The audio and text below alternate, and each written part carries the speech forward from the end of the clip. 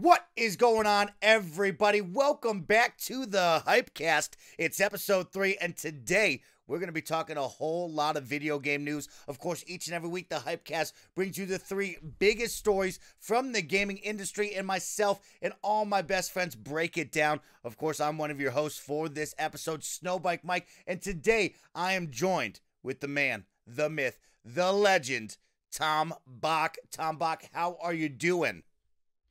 I'm in that weird spot, Mike, so I'm going on vacation on Monday, going down to little Mexico, little Puerto Vallarta with the family for 10 days. I'm in that just blissful state when you finish work on a Friday. Doesn't matter where you are, what you're doing, what time you go to bed. I got 2 weeks to just do whatever the heck I want to do, starting with podcasting with you. So life is good, baby. Good. Tom Bach is living well. I mean, look at him, about to go catch some sun rays to end summer off. Everybody's jealous of that, Tom, and I love to hear it. But guess what? You're going to go have some fun in the sun, and then we're going to meet back up very soon up in Seattle for some PAX West time, and it's going to be a fun time to bond together, have some fun. Maybe we'll even bring you a live HypeCast from the show. Ooh. We'll figure it out there, but that is in the near future. But right now, it's time to jump into some gaming news. Topic number 1 coming out of the week. It's going to be from our friends up at THQ Nordic. All of you guys know them. They got 80-plus games in their back pockets, and they have now released 3 games that we need to know about. So, THQ Nordic announces updates for Saints Row, Dead Island 2, and Time Splitters. This story from IGN.com by Joe Screbbles. The story reads, THQ Nordic has announced that a new Saints Row game is deep in development. Homefront, the Revolution studio Dambuster, is now working on Dead Island 2, and that it has hired Time Splitters co-creator Steve Ellis to plot the future course of the Time Splitters franchise. In the Looking Ahead section of THQ Nordic's latest financial report, CEO Lars Wingfors covered the company's ongoing projects from some of its many studios. The first full Saints Row game since 2013 is being made by Creative Volition and is deep in development. It's a welcome return to the series after the slightly less well-received Agents of Mayhem. Dead Island 2 might be the most intriguing announcement in the press release, with UK studio Dambuster now taking over development duties. That makes the 3rd studio to head up this long-awaited sequel. Spec Ops: The Line developer Jaeger was originally developing the game, but was substantially removed from the project, with Sumo Digital coming in as a replacement. Seemingly, Sumo has now been moved off the project or shifted to a support role. Dead Island 2 doesn't have a scheduled release window, but it's still listed at THQ Nordic as an Xbox One, PlayStation 4, and PC game. Finally, Time Splitters is the most unexpected news, but also the vaguest. THQ Nordic has told us before that it's figuring out the best first step to take with this fan-favorite franchise. So, Tom Bach, THQ Nordic, we already know there's 3 games coming out in the near future. Now, we know that they have 3 more games in development, and 2 of them pretty big. Time Splitters, back from the old school. Can they make a big splash? What are some of your thoughts on a brand new Saints Row game? Dead Island 2 still trying to be resurrected, and maybe Time Splitters. Do you have a memory of that game? Man, I do. So let's start with kind of the ones of these that you've played or that we've both played, right? So Saints Row for sure was always one of my more favorite kind of sandboxy games. I sort of like the fact that it got kind of off the rails. I know it was sort of controversial later on when it was just like so ridiculous. It was like the Fast and Furious of freaking video games. But that one I've played. So you Saints Row?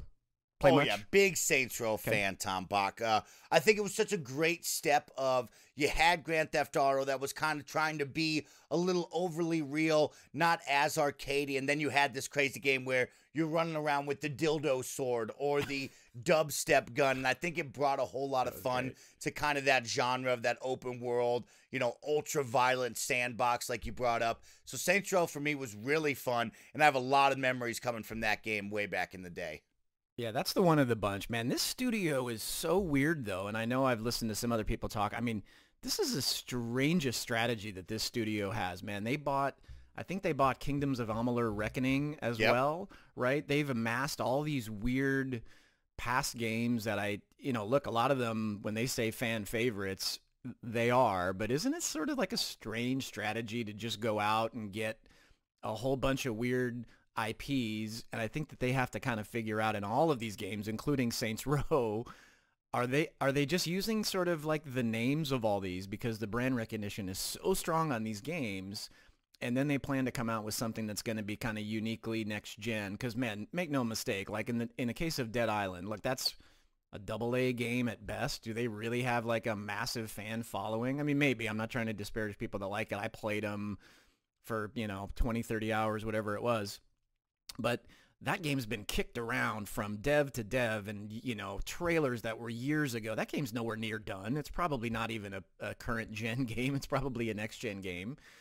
But it's just a really weird strategy that they have. And maybe if they can take these games and make them distinctly different than what they were, because I don't know about you, but man, some of these games, like I wasn't a Time Splitters guy. We can talk about that one next, but some of these games are in the past. They need to stay in the past.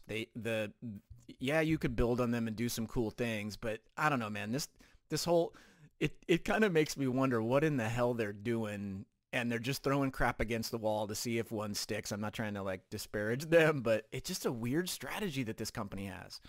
Yeah, like you said, Tom, it's very interesting to take all that seed money that they have, and instead of putting it towards maybe one or two big titles, they were like, you know what? Let's go out there and buy up all these titles that are going out of business, need somebody to put some cash flow into them. And I think they're betting on so many different spots on the table right now. And a couple of them may hit. A lot of them will probably miss, you know what I mean? But I think the ones that will hit might be able to carry that load and make them look profitable, make it look like it was a good idea. When you really look at it, if Saints Row is a fully fledged Saints Row game, which we haven't had since 2013, if they put all their chips into that one, that's going to make them some money and make it look good. When you start to break down the rest, Biomutant, Destroy All Humans Remake, Darksiders Genesis, you look at what Dead Island 2, is that really going to push the envelope, push the meter at all? I don't think so, Tom, like you said, but it's definitely interesting of kind of betting on nostalgia is what I kind of look at it with this company. Here's a bunch of AA games, and we're kind of hoping that you will think back 10 years ago when you loved Saints Row 1 and you said to yourself, this was the coolest. Well, maybe you should try a new Saints Row. They're really hoping that you buy those games. On the flip side, like you said, Time Splitters, I think, was a PS2 game. That's how long ago we were talking about this game genre. So I don't know if I can really get behind this franchise and say, man, this is what I want for $60, unless they come out with some sort of splash that really tugs at my heartstrings. Man, I totally agree. Like, I don't remember Time Splitters. Everybody was like, all these, I don't know, everybody just, like you said, the nostalgia. People love to love old things, and they always like, oh, yeah, that was my jam back in the day. But you were like 12 when that game came out. So was it really that great, or was it the 12-year-old Mike Howard that thought that game was great, right? Seriously. And I think that that's like the dilemma that these guys have with this is like it makes, look, some of those game franchises really do have some broad kind of mass, nostalgia. I mean, Kingdoms of Amalur, we've both talked about, like that really was a great game, and there was a lot of great foundational stuff there. I think they just have to walk a super fine line with using the name, but maybe not using exactly what, kind of made those games great, because stuff has moved on. Look, we talked about Borderlands the other day, right? And I'm getting really pretty hype about Borderlands 3, I got to be honest. And I didn't think that I was for the longest time, because all I kept thinking about was, do I really want more Borderlands 2 just on a next gen with maybe, a little different graphic fidelity? And it's just this strange, box that you got to fit in these days with, kind of game people in general is people love nostalgia for some crazy reason. All the nostalgic stuff seems to do fantastically well.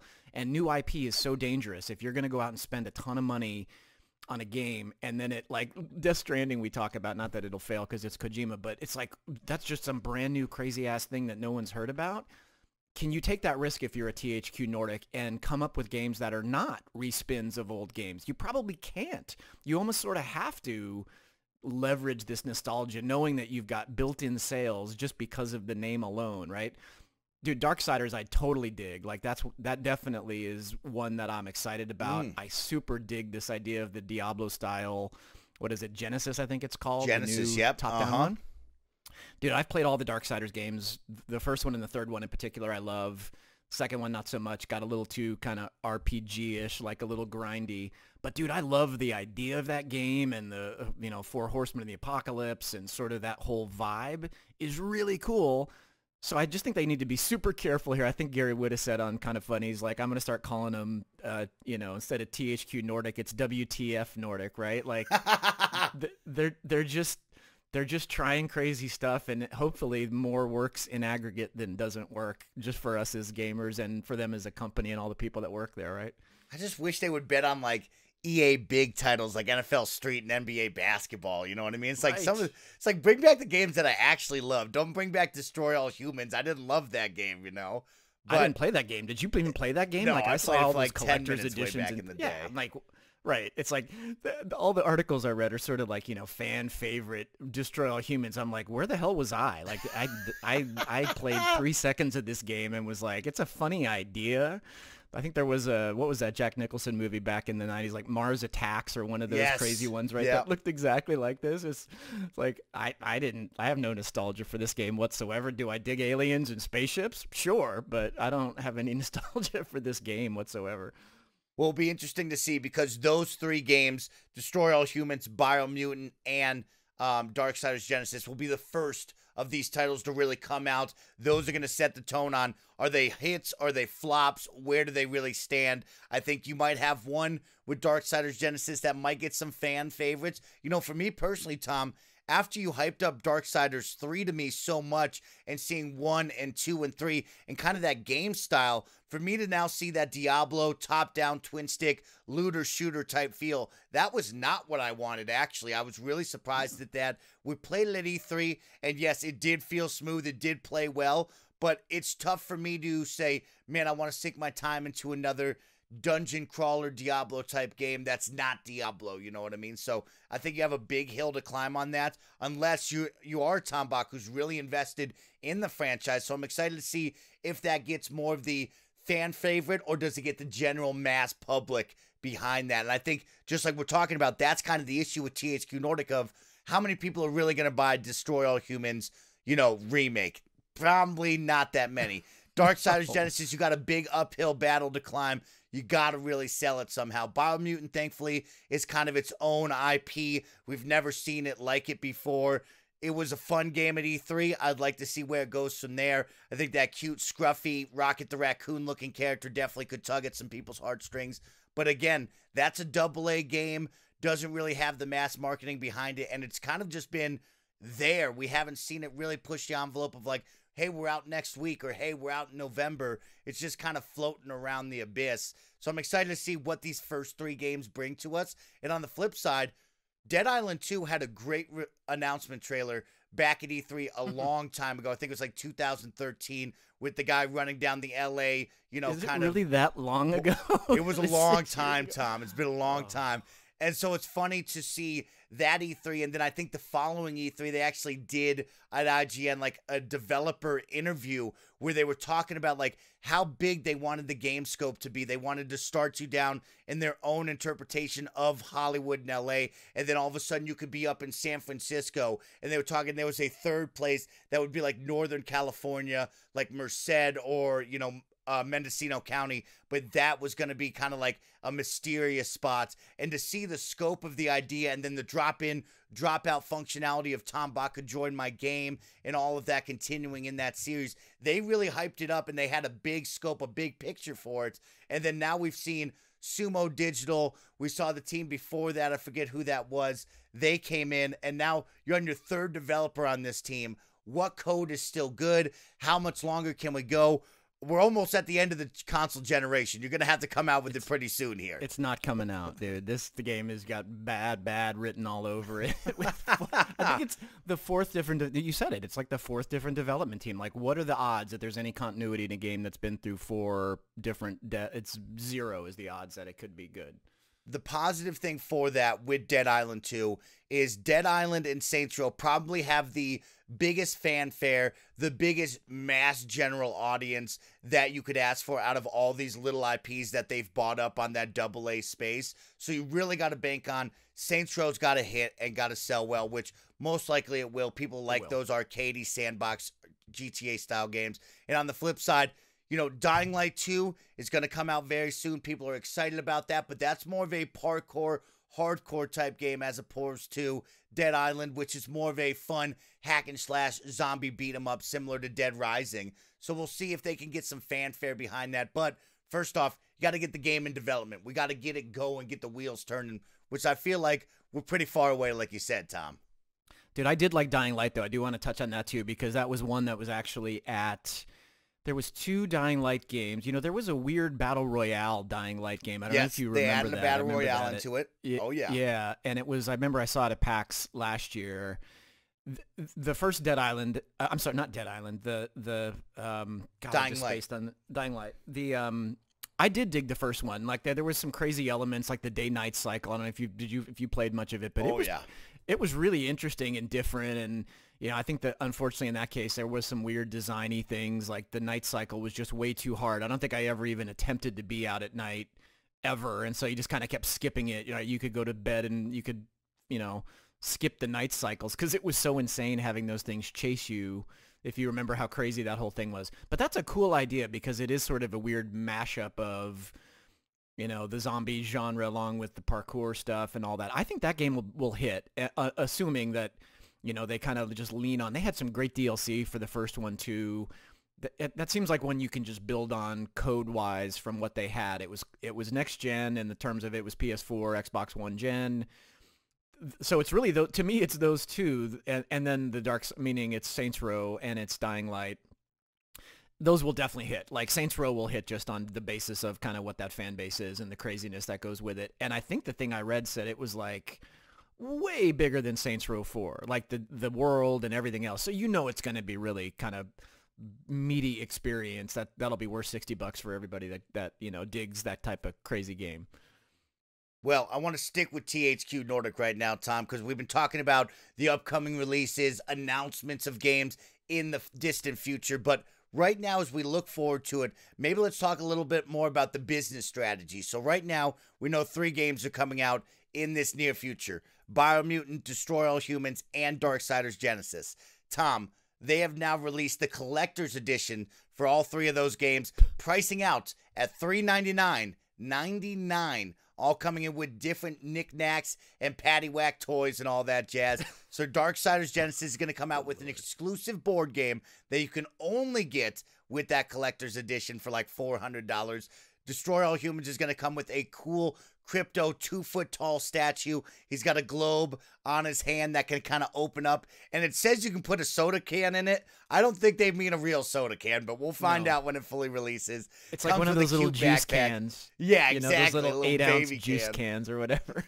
Cool squeeze toy. And then Biomutant comes out with probably the ugliest statue out of the bunch for $399.99. I'm not pleased with that statue, as I was hoping they'd bank more on the cute Rocket Raccoon and just have him alone. I think it's him taking on one of the larger monsters and like sword cutting through a log.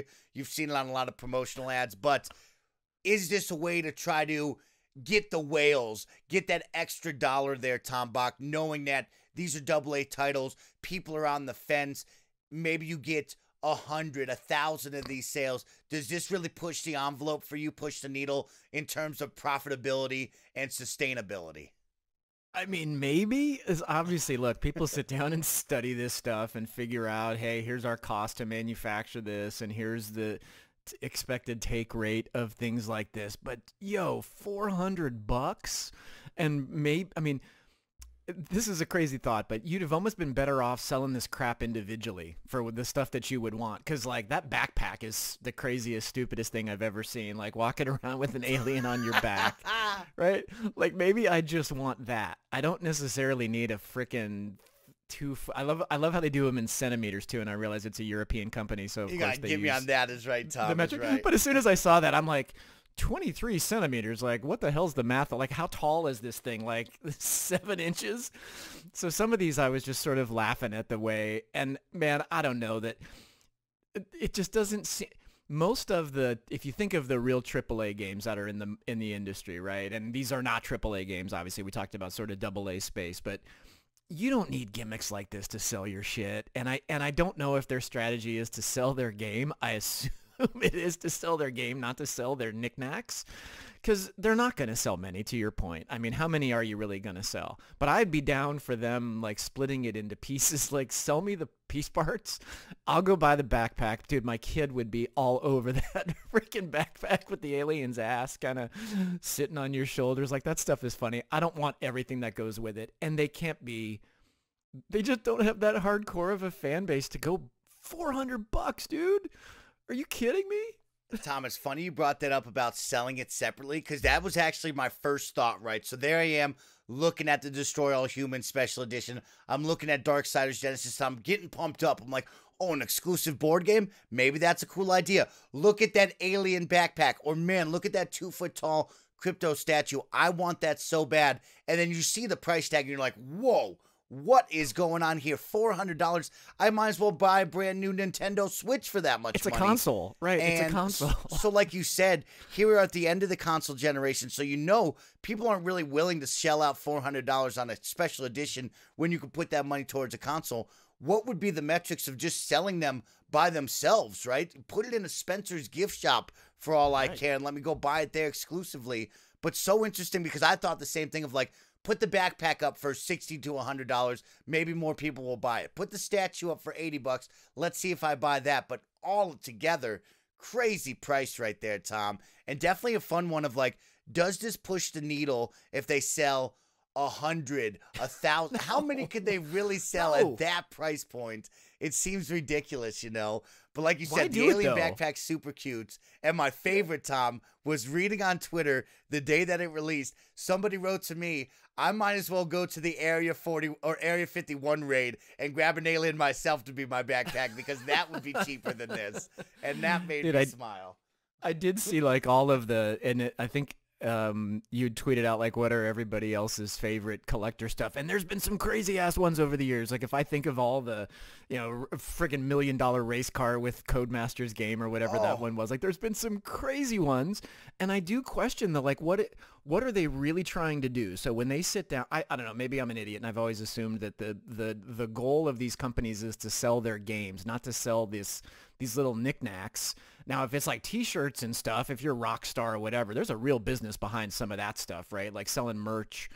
That's a whole. You're doing that just to sell merch. You're not trying to sell games. But these weird little collectorsy things, I always thought the whole point was get people excited. Like, I don't know, man. It just seems like one of those weird. It's like someone that gets a weird ass tattoo that at the time they did it was super hip and edgy, like the day that they did it. But then as soon as they, you know, kind of like a year passes and people are like, what the hell was that? Like, I don't even remember that happened. That's what happened. If I walked around with that alien backpack, people would know what it was for like a minute. And then next year they'd be like, what the hell character is that? I don't even know who that is. That right? weird dude's got an alien backpack. Walk on the opposite side of the street from this dude is right. Right. But yeah, definitely interesting, Tom. I think it just makes a marketing buzz when you go over a certain price point, right? We talked about that Saints Row one you were bringing up. That was like $1 million. You get like plastic surgery, get a trip to the moon. I was reading up on it. You get a Lamborghini. Surgery. They were giving you a Prius. It's like $1 million.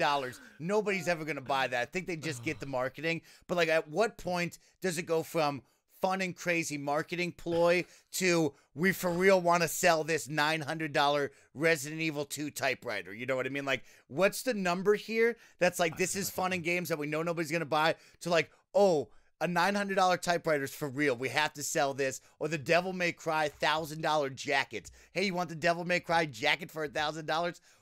Where's the moment where it's like, no, it doesn't really matter. Nobody's ever going to buy this. Well, dude, and think of like the problem that they may have with, if you were one of the few people to buy the $900 Resident Evil typewriter, you want it. Like, you spent the money and they better damn well deliver it to you and deliver it to you soon. So are they building a bunch of inventory? Are they building like 1,000 of these and then they only sell like 5? And then they're like, oh crap, man, we kind of overshot the mark. Or sort of like, you know, what is that little Switch device that you and I always lament that they just can't seem to get out on the market? The Switch Fix. Right, the Switch Fix. It's like, on the flip side, if you go advertise this thing, you need to have inventory, you need to have buzz to sell them. You damn well better be able and ready to execute to that plan.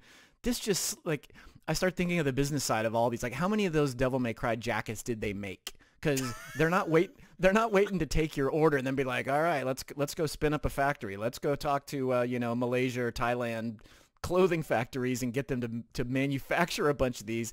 And then if you're the dude or girl that bought them, you got to wait like 6 months to get it. Like, this is just a crazy, crazy set of things they have to figure out to sell these stupid things. This brings a smile to my face, Tom. So we'll see what THQ Nordic does with all of its game releases. Will this be the trend with their special editions? That's what I really want to know is, like, after these three, well, are we going to see the same setup of $399.99 for the next three games, for the next three games after that? I wonder what this looks like, but we'll find all that out in the future. Let's get back to the now. Topic number 2 just happened over the weekend, Tom, and it was some pretty big news here. So I'll set the stage. I'm going right off the cuff because I was living the news as I was watching it all firsthand. But as many of you know, I'm sure the whole worldwide world knows now, Ninja has left Twitch to go exclusively stream on Mixer.com on the platform, and everything seemed to be going well the first week, right, Tom? There was no jabs at each other. There was no harsh words. The only thing that we really saw was if you went over to Ninja's page, the check mark for partner went away, which people was thought, oh, that's a shady move by Twitch.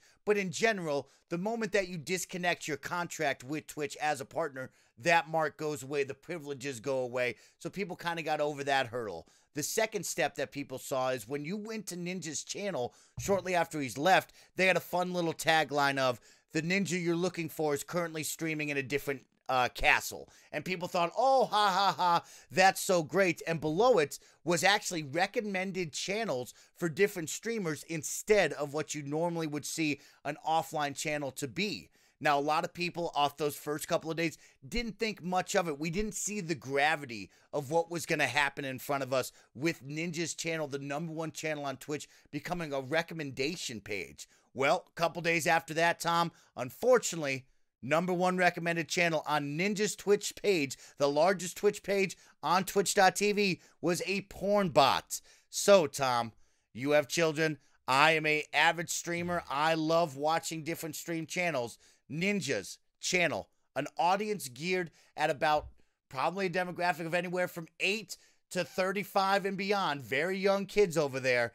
His channel has the #1 porn channel up on his recommendation page. What were some of your thoughts on that ploy from Twitch? And Ninja's, of course, response was very upset. Didn't take too many shots back at him, just said how disappointed he was, how unhappy he was that his Twitch channel was being used as a recommendation page, and porn, of course, somehow found its way onto it. Man, God, I got a lot to say here because there's so many weird angles to this thing. But let me avoid the porn thing for a minute because that kind of like creates a weird emotional reaction from me when I think about my kids or anybody that's got kids, and I know not everybody does, and so the story's got a little different level of gravitas if you do or you don't. So let me skip that for a minute.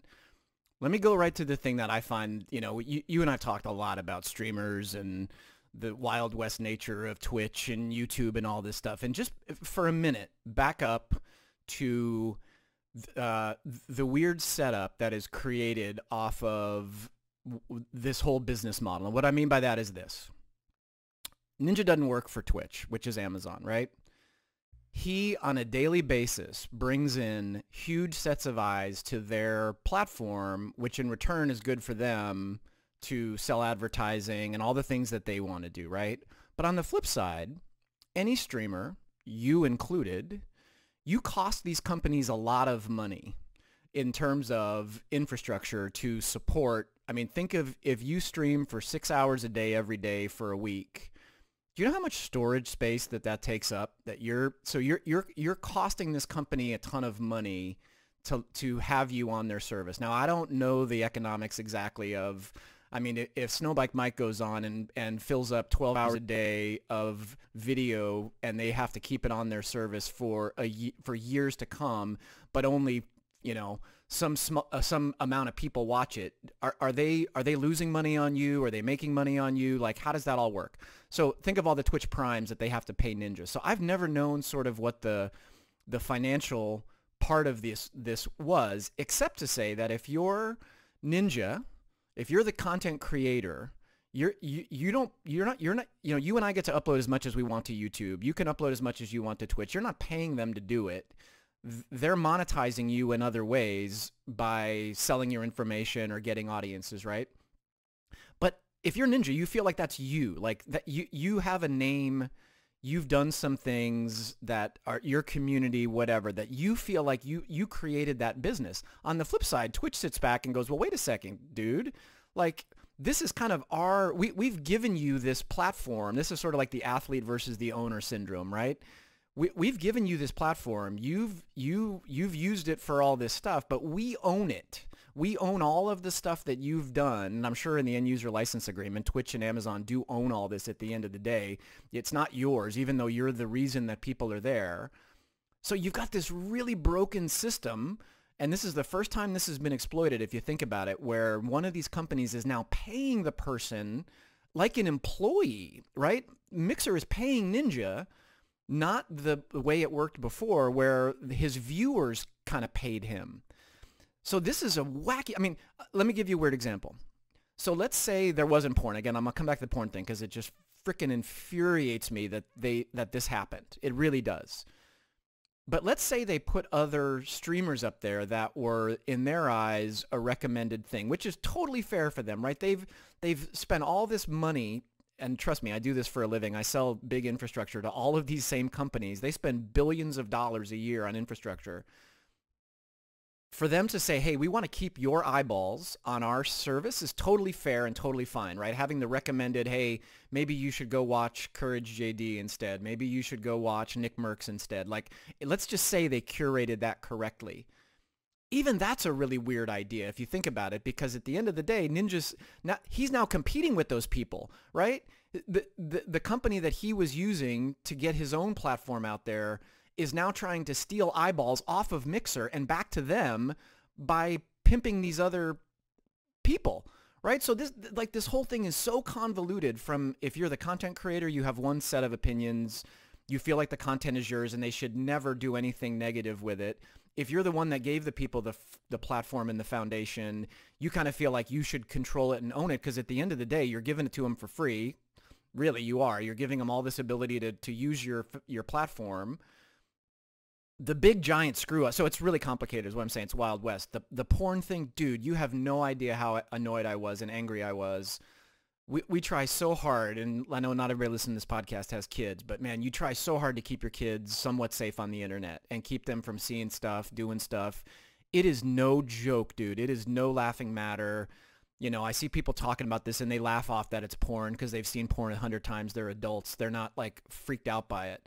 But my 9-year-old seeing what that was, dude, that's a whole different, wild, like emotionally scarring to my kid if my kid saw it, and thank God they didn't. Like, this is a massive screw up of epic proportions on behalf of Twitch. Epic proportion, and I don't want to like gloss it over. I'm not a prude. I'm not, you know, super socially conservative. I'm crazy socially liberal, but this is a mistake. Dude, you can't, I didn't even know there was porn on Twitch like you and I talked about earlier, but the fact that they didn't catch this is just reprehensible that this happened. So I'll stop there, but dude, this is the nature of this business maturing. And what do you do with the content creator's content when that person leaves? Do you have rights to keep it? Do you have rights to exploit it? Does it go with the content creator when they leave? Like, there's so many Wild West kind of things here that are getting sorted out all at once, and then you throw porn in the middle of it, and it really convolutes it. So I know I said a lot there, but that's kind of where I fall in this thing. Tom, you did a great job, and I hope for everybody listening out there, Tom brought both sides of kind of the argument there, and I think you did a really good job there, Tom, because for me, it's a little different, right? I am the content creator on Twitch. When you look at every single person, when they are offline, the first things you see are their VODs, their clips, their highlights. The goal is to show them that, hey, I'm offline, but you can still see some of my content. Now, in the grand scheme of things, Twitch wanted to roll out a new idea. Like Tom Bach just brought up, how much money does it cost to hold every single person's VODs on Twitch for 45 days? I think it's 30 to 45 days is how long they'll hold each and every one of your older broadcasts, right? So like Tom said, put me times a million, times a billion. That's how many people are uploading hours upon hours of footage. So in the grand scheme of things, maybe it is the right business move of, hey, we can save X amount of dollars if we just make it a recommendation page, which in hindsight, like Tom said, you keep eyes on the same platform, you push them to another person as long as the page is curated, and this might be the smart move. And that is what the Twitch CEO came out and apologized and said of, hey, this is our new idea, this is what we wanted to try. Maybe it wasn't the right idea to put it on the world's #1 Twitch page, knowing that people are going to go to this and knowing that this is still like a beta program for you and you don't know what could happen. Very unfortunate that the porn bot did get up there, became the #1 viewed area, and that was on there for about 2 hours, they say, Tom. I personally clicked on it and saw it for firsthand. Once I saw the news break, I went over to his Twitch channel, and there it was. It was the #1 tile right in front of you for what I looked at it. So one of those things, I mean, yes, on the business savvy side, you save all that money off of not holding people's VODs if that's what they're going to move to.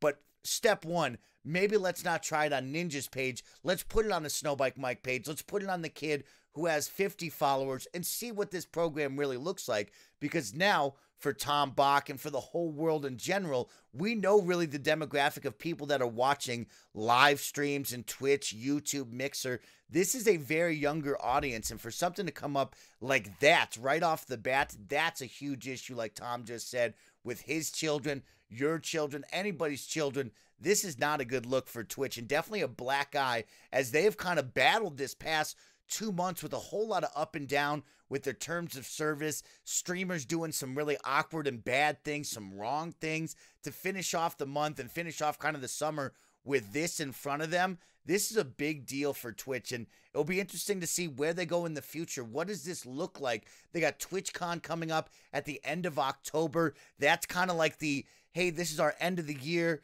Let's focus on what's going to be into the future. What's the next part of this? But right now, for this summer, Twitch has had a big up and down roller coaster with different things happening on this platform. And for that to kind of be their own fault is not a good look. It's one thing for streamers to do something weird, but the team behind Twitch to have this happen to them, not a good look. And I mean, for Ninja, we know, just like you said, Tom, how many people are really jumping off the Twitch platform to go follow Ninja on the Mixer? Probably not that many. Maybe people will dabble with both, but they're going to come to his channel. Maybe they don't know he left. Maybe they want to watch a VOD, and for that to be prominently displayed, not a good look at all, and definitely something interesting to see in the future what will happen with all of this.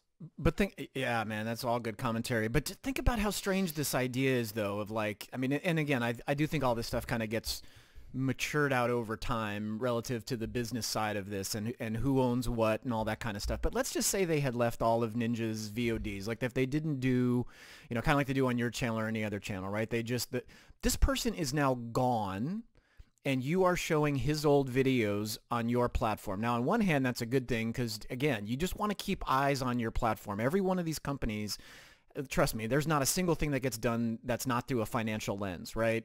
And as I said before, I don't know if they made money or lost money on Ninja at the end of the day. Just think of like the amount of like, you know, Twitch Prime subs they had to pay him out. I don't know if all the viewership, I don't have any idea the back end, you know, sort of puts and takes for certain streamers of a certain size. I'm assuming there is one, and I'm assuming there's people that cost them more than they bring in, and I'm assuming there's people that are the inverse, that they make money off of than they spend. But even if they had left his VODs up there, even that's kind of a really strange idea, right? Because now he's not even there anymore. So you're not promoting future sets of eyes. You're almost in a weird way and sending them to go watch him now on this new service, which is like the last thing you want to do.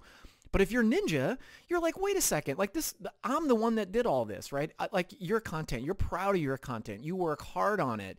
You feel the ownership of it. You would never want that being exploited for reasons opposite of what you, as the person who created it, intended for it, let alone porn, but just to use it for another business outcome that doesn't benefit you. If they took SnowBikeMike's likeness and all your logo stuff and everything else, and they use that to go sell that to another, you know, another streamer, you'd be livid. You'd be like, that's me. I created that. And how dare you use, you know, me to monetize your business somewhere else? But then they would be like, hey, this shit wouldn't exist unless we gave you this entire platform to go do this, right? We let you go do this. It really is the you know, and it's way more complex than this, but it's the athlete owner syndrome. The owners go, hey, you wouldn't be able to play on, you know, Sunday football or be a football player if we didn't give you the stadium and all the stuff that goes with it. And the athlete goes, yeah, but you wouldn't have anybody here if it wasn't for me, right? And so it's this crazy back and forth of who's sort of in charge of, who has the upper hand in the relationship when it comes to that kind of stuff. And dude, this stuff is just beginning to get sorted out. Like, we are in the literal infancy stages of this. And this is the first I mean, if you quit streaming or if you quit uploading shit to YouTube, you know, there's not some huge impact, and no offense to you, but you know what I'm saying. This is the first time somebody at this scale has purposely said, I'm not going to go here, I'm going to go here, whether that was YouTube to some other competing thing or, you know, this one with Mixer and Twitch. Dude, this stuff has really got to get sorted out, because ownership of IP and ownership of the platform and all this stuff is really, I mean, if I'm Ninja, dude, I am livid, like losing my mind that this happened. And he was trying to be above board and everything else. And I can only imagine what that guy was thinking. Yeah, he did a really good job of taking it on the chin in that kind of, you know, Twitter video that he put up in the car that morning. He did a really good job at staying calm, cool, composed, you know, kind of expressing his, you know, frustration, disappointment, pain that he saw from this, but he really did a good job of keeping it on the level. And on the flip side, Tom, you know, I do want to touch on, just so everybody knows, they did reinstate Ninja's channel back to the way it was before all this, right? So if you go back there now, the VODs are up, the highlights, they immediately went away from this beta program and they went right back to, hey, your channel's normal. And for me, Tom, you know, I understand the recommendation page and I like that idea moving forward, right? But for me, like, for his channel, right, now you're doing that to Ninja where you make him feel almost unwelcomed on the platform. Is what I would see is, like, I want Ninja to jump into Dr. Lupo's stream, Tim the Tatman stream, and be able to type in there. Because when I see that, Tom, like you said, of like, that's my profile, right? That's like my Twitter profile of like, if I jump into a chat and people see the Ninja name, they're gonna be like, oh my God, Ninja's in your chat room. Maybe he buys people subs. Maybe he cheers bits. Like, I want Ninja to feel welcome on this platform. So if he wants to come into somebody's chat, he can type away. People can get excited that he's in the building. When you do something like that and you have the subtle jabs of this Ninja's not in this castle any longer, or the recommendation page that, you know, he did well at like, hey, I'm the first person for some reason as the beta, he shrugged that off. But for me, like, this just compiles up to like, this guy's never going to come back now, even just to type in people's chats. And I think that was the biggest misstep for me of like, it's cool, it's understandable, but like 3 years from now, if that contract with Mixer's up and he's still bringing in gigantic numbers, don't you want to be on the good side? Don't you want to say, hey, we kept our best entrance here. We kept your VODs for the 45 days until it was over. We kept your profile untouched. Sure, we rolled out a recommendation page. Now everybody has it. But like, you're adding this up of like, this guy's never going to come back now. And you made him feel so unwelcomed. And that would be the same for me of like, I would understand X, Y, and Z, but then the porn bot or the subtle jabs, it's like, well, guess what? Now I'm never coming back, you know? And dude, look, you can do both, right? Look, I fully understand Twitch's point of view from the, we don't want to promote somebody on another service. Like, that's okay. And they do want to keep those sets of eyes that watch Ninja on their other streamers, even at his expense, if they're being honest, right? I mean, if all of Ninja's Twitch people become one of the other streamers, they kept those 100,000 viewers on their platform. So I get that. But why can't you do both? Why can't you keep his, you know, VODs up for as long as you want? That gets people on your platform to come watch them. I understand he's not there anymore, but what does it matter to you? You can do both. You can do, meaning you can do recommended videos or recommended streamers and say, hey, if you liked Ninja, maybe you would like this thing, right? As long as you're curated and really careful with that, what that is, because he did have a specific, you know, and then he would do his like Ninja After Dark where he might swear or do some different things to sort of let people know that it wasn't always kid friendly. But as long as you curate that, and maybe that's, you know, the algorithms that do this stuff are just that complicated, you know, and it's too hard to do that. But you can do both. Keep his videos up. Say thank you for all the things he did. Like you said, keep him excited, and just in case he comes back, you don't want to create these walls between it because, dude, think about this. How many people now may, to your point, boycott Twitch because of this, and they never would have had Twitch just acted cool about the whole thing, and now go, oh my God, like they're treating this guy like crap. They did porn. Like you could lose people over this rather than just, you know, show his old stuff and then have your recommended videos. You can do both. You don't have to be one or the other. Yeah, super interesting, Tom. And, you know, that kind of happened last week into the weekend. It's kind of calm and settled down, but we do know probably in the background, I'm sure Ninja's team and lawyers are talking with Twitch. Will they have something to stand on? Probably not, because like you said, in the terms of service, I bet you there's some things there.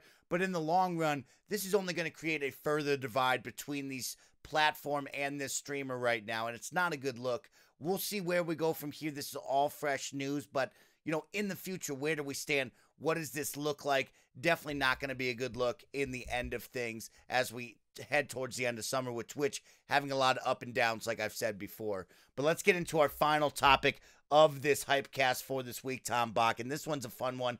Coming in from IGN, games from new Xbox first-party developers might launch on PlayStation and Switch too. This is from Alicia Judge at IGN. The story reads, one of Xbox's bosses said there's potential for first-party studios to release games on non-Microsoft platforms. Traditionally, when a platform is acquired by a studio, it buys the rights to publish every future game on its own console. But Xbox seems to be toying with leniency. In an interview with Game Informer, Xbox first-party Studios boss Matt Booty said that Microsoft-owned developers like Double Fine and Obsidian might still be able to create games for rival platforms in the future. He revealed Xbox would consider allowing studios to continue creating multi-platform games after being acquired, saying, quote, I think that is a question is less binary about should it be on Switch, should it be on PlayStation, and more, does it make sense for the franchise, end quote. In other words, is it the kind of game where it would benefit from a network effect of being on a bunch of different platforms, or is it a game where we can best support it by putting resources and making sure that our platform, things like xCloud and Game Pass and Xbox Live, are really leaning in to support the game? So, Tom Bach, some big news coming out of Xbox. Matt Booty and the squad saying, hey, there's a couple of studios, maybe certain titles that we would be open to them being, you know, different platforms, multi-platform. What are some of your thoughts on these are Xbox first-party studio games? Should they stay first-party studio only and stay on the console, or are you open to seeing them reach to multiple platforms, try to increase that revenue share? Man, this is a real kind of sign of the timesy sort of a thing that I think there's obviously huge pros and cons on either side of this argument, and sort of what makes most business sense and what makes, you know, sort of individual sense for what each of these companies is trying to achieve. So if you think about, and look, I think you and I have sometimes gotten labeled as like Xbox fanboys, even though I'm not necessarily. I just, you know, in some ways prefer a few things about that ecosystem and cloud saves and some of the stuff that I just think's a little, or backwards compatibility in particular. But if you rewind a little bit to this last generation and you think of Sony and the amazing success PS4 had, you can really kind of exclusively, and I'm not saying the console itself from a quality perspective was bad. I'm not saying the controller's bad or anything that in their ecosystem. It was all fine. But the biggest reason that they established the type of lead they did was over these quality of their first-party games, right? It really was. They had some amazing, you could only play them on PlayStation, starting back at like, you know, the Uncharted stuff and then Last of Us on through God of War and Spider-Man. Like, they were killing the game on first-party or even third-party, but Sony-owned, kind of, you know, Sony-exclusive stuff. So if they would have given that up, if they would have said, hey, let's make, you know, one of these, any of the ones I just mentioned, multi-platform, it would have wrecked their console sales. And I say wrecked. It wouldn't have created the same thing. It wouldn't have wrecked them, obviously. It just wouldn't have had the same dynamic that this did. They sold all these consoles specifically or more because of their, you know, first-party stuff, right? It just, that's kind of why they did it. So for them, it would make no sense. But they've had this giant gap now where there hasn't really been anything released first-party, and it's like we never hear anything out of PlayStation, it seems, at least to me. Like, the news is not... And here, Microsoft's doing this, that, the other, and it's kind of like banging out, you know, thing after another, but they're not releasing any games. And so it's like they're stuck in the opposite. But this is a little bit of the why can't you do both, I think, that we talked about with the, you know, Twitch thing.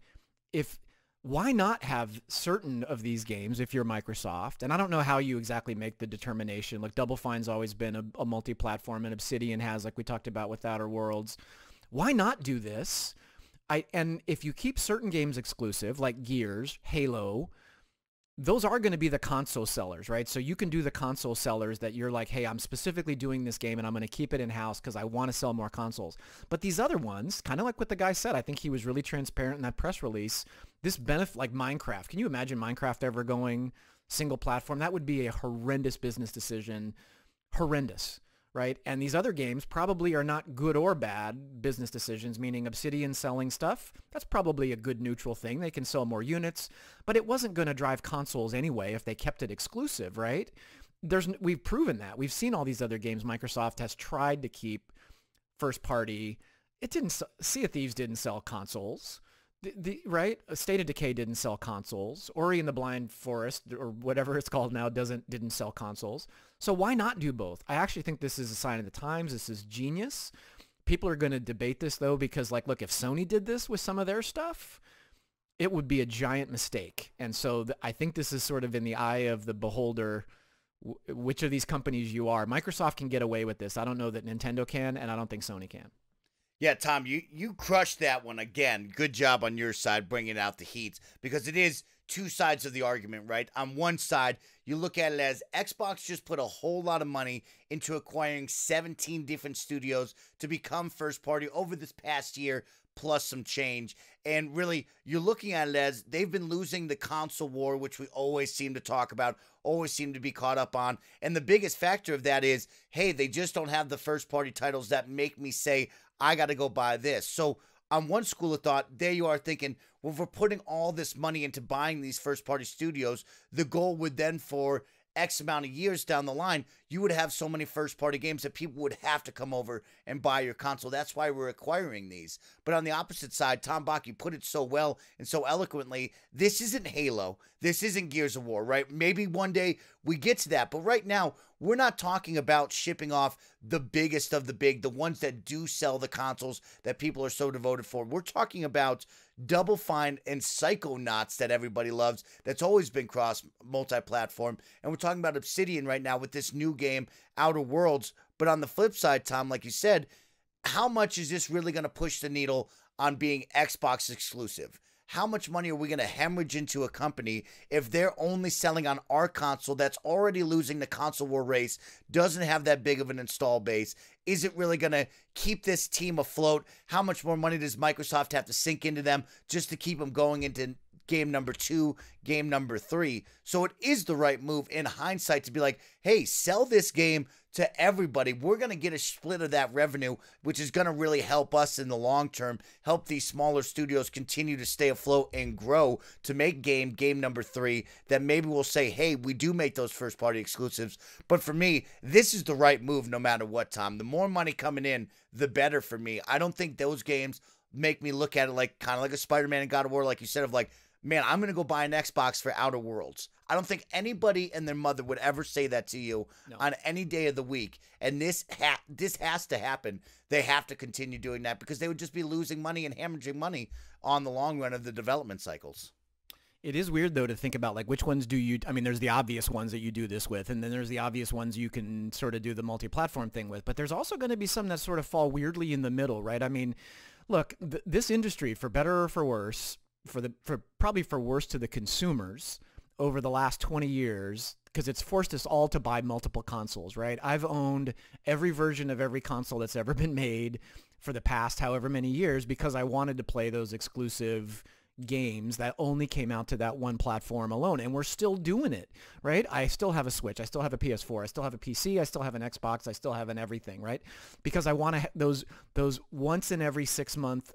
I mean, it's not like Sony's list of first-party games was that big. It was, 7, 8, 10 games, whatever it was over the last couple of generations, but it was enough to make me buy their product, right? And so this has been at the detriment of the consumer for a long time, that in order to play some of these games, and I would feel, I mean, look, if you were a fan of, or if you only bought one or the other, you'd miss out on a ton of stuff, man. It would really suck to not be able to play God of War because you only had an Xbox or you can only afford an Xbox or any of these amazing think I'm not playing Zelda because you didn't, you couldn't have multiple consoles in your house for whatever reason. Like, that's really sad as a gamer, right? So these companies have like exploited this for a long time but it is dangerous though, right? So if they don't do this, this has driven them to sell a lot more of their products by hanging on to these. So this is like, again, new world, I think, especially with things like cloud streaming games like Stadia and other things that we know are coming. This is where this gets smart, because it's going to eventually, and this may not be in 5 years, maybe 10 years, it is not going to be about the console, dude. It's going to totally disappear. We all know that. This is going to be about the content, not the device you play it on, not the platform you play it on. It's going to be about, I mean, everybody's going to be able to just stream the game to a monitor anyway it's running in some cloud data center someplace. This is the future. So them kind of dabbling here now probably is, again, you can do both. You don't have to pick one or the other. Yeah, totally, Tom. I totally agree with that, and I'm very excited to see what they do. Like I said, I don't think we'll ever see a Halo or Gears of War in this near future of like, oh, it's on everything. In my mind, would that be pretty cool? Yeah, because imagine how much more money you might drive from selling it on PlayStation. But in the long term, we're talking about these smaller titles, we're talking about these smaller studios that probably need that bump in revenue, that need that help, because Microsoft can't just continue to fund all of these games and have them stuck on a platform that just doesn't have the bigger user base in the larger market. So fun stuff, very interesting stuff, Tom Bach, of seeing that and where they might be going. But with all of that, that will conclude episode 3 of this week's HypeCast. Of course, I've been your host, SnowBikeMike, joined with my best friend, Tom Bach. Tom gave it to you today, so make sure to give him some love. He's shaking off his sickness. He's in vacation mode, and he still brought his A game. I mean, I was blown away. Tom Bach crushed it. So, Tom, tell him what you're excited for. Tell him where to find you, and let's get out of here. Sorry, dude. I got a little animated today. It was early morning, too much coffee, getting ready for vacation mode. Dude, you know what I'm excited about, man? Check this out. So we're about to hit the heart of the gaming season, man. I was looking through the upcoming release catalog and sort of looking through some stuff. Man, we're getting really close. And by the time I get back from vacay, we got games like Control coming out. We've got Borderlands 3. We've got Link's Awakening. Like, we're about to hit it, man. There is some stuff coming out. But it does, like, drive me crazy because I stopped and I looked back at all the games I didn't even crack open. Dude, I didn't play, I'm going to say this, Far Cry New Dawn. I didn't even take out of the wrapper. I didn't take Dirt 2.0 out of the wrapper. I meant to, like, my backlog just is still monstrosity of a backlog, and it hacks me off because I'm about to start playing a whole bunch of different games now as these new ones come out, but that's the nature of what we do every day, right? You know what, Tom? I'm worried that I'm going to get to the next generation and look back and say, man, look at all these games on my hard drive that I never played. Those were bad. I shouldn't have bought those, but we'll see where we go. Tom's off on vacation. Then both of us will be up at PAX West. So if you're heading to Seattle, if you're listening to the HypeCast, make sure to come on down. Give Tom Bach a firm handshake and come say hi to the both of us, as we will be walking the show floor. We'll be at different panels. We'll be having some fun all weekend long. Thank you all so much for listening. This is HypeCast episode 3 with SnowBikeMike and Tom Bach. We'll be back next week with all the biggest gaming news that you need to know about. Have a great one. See you later. See you.